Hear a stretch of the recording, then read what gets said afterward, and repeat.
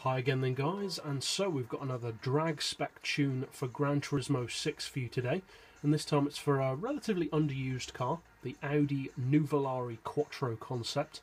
So you want your racing soft tyres as always.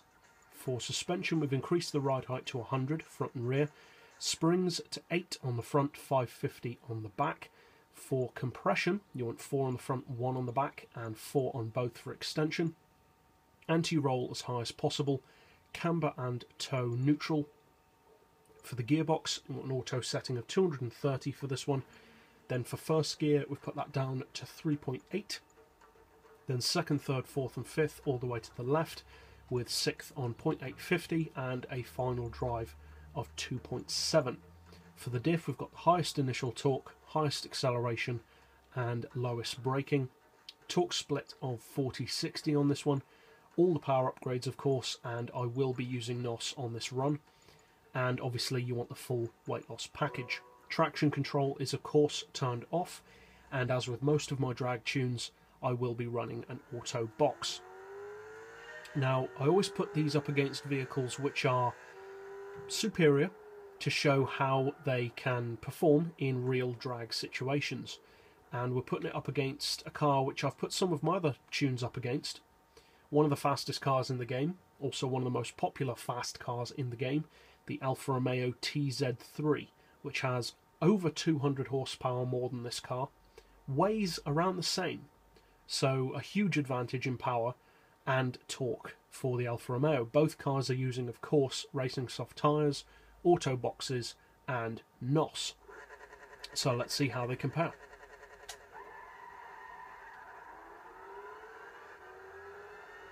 Now obviously the Alfa Romeo does have a far superior top speed and top end performance, but up until around 800 metres this car can beat the Alfa Romeo despite having well over 200 horsepower less and significantly less torque.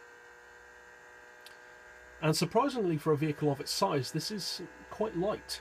Just over 1200 kilos is pretty impressive for such a big car. It's kind of a shame that Audi didn't make this car. It would have been kind of a cool rival for the Bentley Continental GT, but they didn't.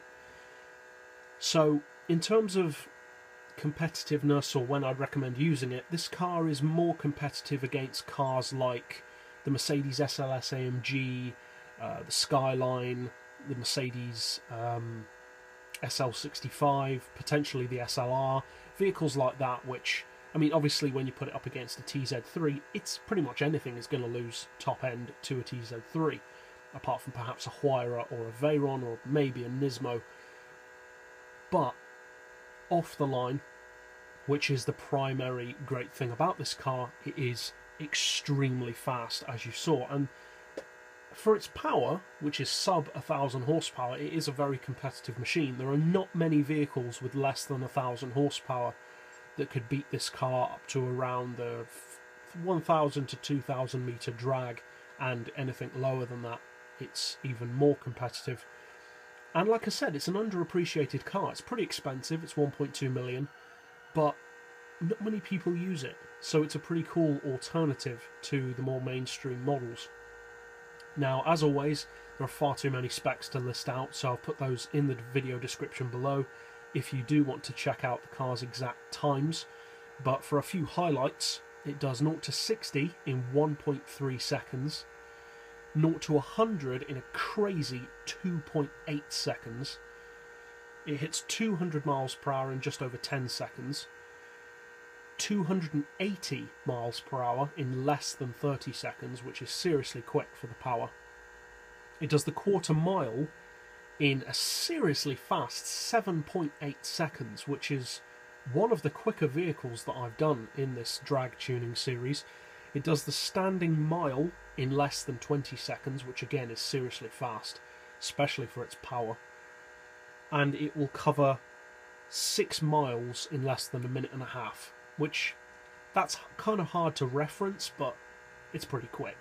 Now with a car, as you can see, with the top speed of around 270, around 280 with NOS, obviously its range of top-end effectiveness is more limited than something like a Nismo, but like I said, in its power category, it's a very competitive car, and one which is severely underappreciated, really. So for those of you who do decide to use this tune, of course I hope you find it fun and competitive, and if you did find it helpful, feel free to subscribe. I put out new drag tunes every weekend and new top speed tunes out every day. And as always, thanks for watching.